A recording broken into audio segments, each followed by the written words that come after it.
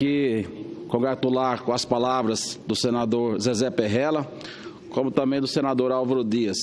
Nesse final de semana eu tive a oportunidade de viajar por vários municípios do estado do Mato Grosso e pude constatar que essa eleição é uma eleição totalmente diferente das demais. Aquela questão de monte de cabo eleitoral, de carro de som, aquela balbúrdia que existia, hoje não existe mais em função da restrição orçamentária, das dificuldades que se existe para angariar recursos para a campanha e até mesmo para depois para gastar. No entanto, eu também entendo que nós não estamos ainda no modelo que seja o modelo correto. E esses dias eu assisti, senador Hélio José, no Jornal Nacional, os vários modelos de financiamento de campanha que existem no mundo de países, de regiões, né?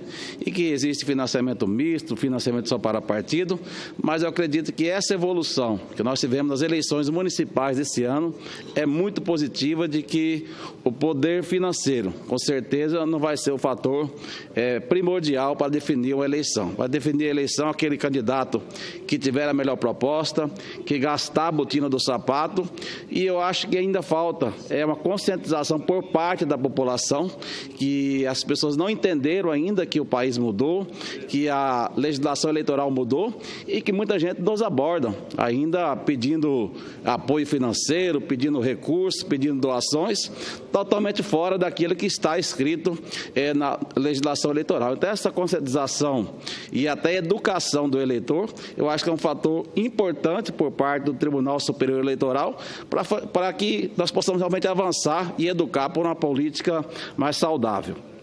Mas a minha estada aqui na tribuna hoje é para discutir outro assunto, falar um pouco sobre burocracia no Brasil. Passado a tempestade do impeachment, faz-se necessário lidar com a missão de reunificar o país. Esse doloroso processo deixou efeitos traumáticos para parte da população e foi muito comemorado também por outra parte da população. O mais importante é que agora precisamos unir nossas forças para alavancar o Brasil. Nasce um governo com maior possibilidade de construir maioria no Congresso Nacional e, com isso, aprovar medidas tão necessárias para o povo brasileiro. Precisamos de uma agenda unificada, com uma coalizão que não ofereça resistência para uma agenda reformista dentro do Legislativo. Um dos monstros que precisamos encarar, senhor presidente, com a máxima urgência, é a burocracia. Se não podemos acabar com ela, é preciso reduzi-la drasticamente. É o Brasil no prejuízo com esse paquiderme que não deixa nada andar como deveria ser. Projetos, obras, licenças, etc. Tudo que se arrasta lentamente sob a sombra da burocracia. Não podemos mais deixar que esse monstro assombre nosso país. São montes de exigências que não parecem fazer sentido e ainda fomentam a corrupção em todos os escalões da máquina pública.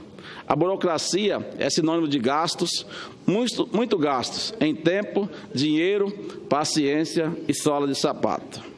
Senhores senadores e senhoras senadoras, aqui a nossa representante, senadora Ana Amélia, é preciso promover a revisão de práticas administrativas que estimulem a desburocratização e que remontam aos primórdios da administração colonial.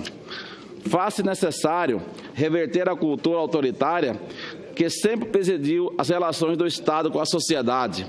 As consequências do excesso de burocracia para o nosso país são terríveis. O Banco Mundial coloca o Brasil na 60ª posição no ranking que avalia o ambiente de negócios. Estamos na posição de número 174 na obtenção de alvarás de construção e da de número 138 no registro de propriedades. No quesito resolução de insolvência, que inclui o fechamento de empresas, estamos em 55º lugar. Ainda segundo o Banco Mundial, demoramos em média 4 anos para se fechar uma empresa no nosso país. Esses números dão uma pálida ideia do quanto terrível em que vivemos em função da questão da burocracia. Muitas vezes são pequenos entraves que dificultam a vida do cidadão e criam embaraço aos grandes negócios e investimentos ao nosso país. A nossa vizinha Argentina deu um olé no Brasil em apoio à inovação e anunciou a semana passada, o programa Argentina Empreende, para simplificar e desburocratizar a máquina pública. Em sua primeira medida, o empreendedor argentino poderá criar uma empresa pela internet em 24 horas. Nessas mesmas 24 horas, a empresa já está inscrita no AFP, que corresponde ao CNPJ brasileiro, e com conta bancária aberta. Aqui no Brasil, precisamos de mais iniciativas nesse sentido. Inclusive, cito o exemplo do ministro da Agricultura, Brairo Maggi, que lançou, no final de agosto, o Plano AgroMais, com o objetivo de desburocratizar e dar maior eficiência em todos os trâmites dentro do Ministério da Agricultura e que está contribuindo sobremaneira para a competitividade do agronegócio brasileiro.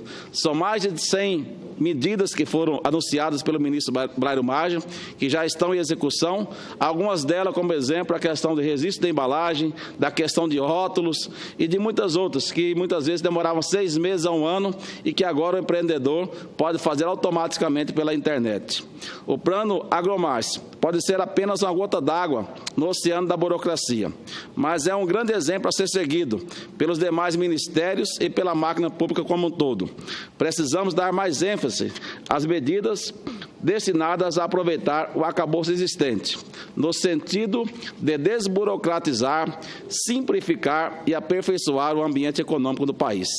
A simplificação administrativa é parte integrante de políticas de reforma regulatória e de programas mais abrangentes de boa governança e de muitos governos. Outro desafio é promover a descentralização administrativa e, para isso, é necessário vencer a resistência cultural e psicológica à descentralização. É preciso correr risco de delegar. A descentralização deve ser tratada como política pública e não apenas como instrumento de gestão eficiente. Um dos exemplos, presidente, que eu cito e que eu sempre defendo aqui é a questão da reforma agrária. Se a reforma agrária fosse municipalizada, com certeza nós não teríamos aí tantas pessoas na margem de rodovias, tantos movimentos sociais se aproveitando dessas pessoas, e que no município é que você sabe a necessidade, quem tem aptidão para ser agricultor familiar, quem é a pessoa que está desempregada, que poderia ser um agricultor familiar, e o que a gente vê, o que acontece nas cidades brasileiras, são as pessoas que vêm de outros municípios, esperam ali 1 ano, 2 anos até ter acesso à terra, tem acesso ao financiamento, compram motos, compram carros, muda-se, vende a terra, muda para outro assentamento, já se inscreve com o nome de outra pessoa da família e assim nunca se resolve o problema da reforma agrária no Brasil, enquanto nós não tratarmos isso de forma definitiva.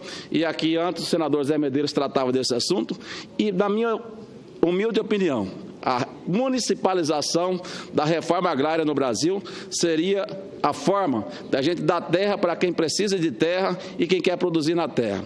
Espero, nos próximos dias aqui, discutir temas importantes para o Brasil, como a questão da reforma trabalhista, que tanto afugenta e assusta os empreendedores brasileiros, a questão da municipalização da reforma agrária, pensarmos nas dificuldades que passam os caminhoneiros brasileiros, porque estão aguardando há algum tempo um apoio por parte do governo, e agora, ao final do mês, já estão se manifestando a parar, fazer uma grande paralisação novamente. Então, eu espero que o novo governo enfrente os desafios que nós temos pela frente de forma altiva, com muita democracia, conversando, discutindo com as partes interessadas, para que possamos realmente e efetivamente termos um novo Brasil, onde o Poder Federal, através do presidente Michel Temer e seus ministros, a Câmara dos Deputados e o Senado Federal possam ser parceiros para a construção de um novo Brasil, esquecendo as demagogias, esquecendo os movimentos de ruas que só estão aí interessados em atender a interesses de setores da sociedade que não nos representam e, com certeza, não representam a maioria dos brasileiros. São pessoas que estão desesperadas porque perderam aquela famosa boquinha e que estão nas ruas gritando, reivindicando, mas nós precisamos avançar e pensar o nosso Brasil daqui 10 anos, daqui 20 anos, daqui 100 anos, não apenas para a nossa geração. Muito obrigado, senhor presidente, eram essas minhas palavras.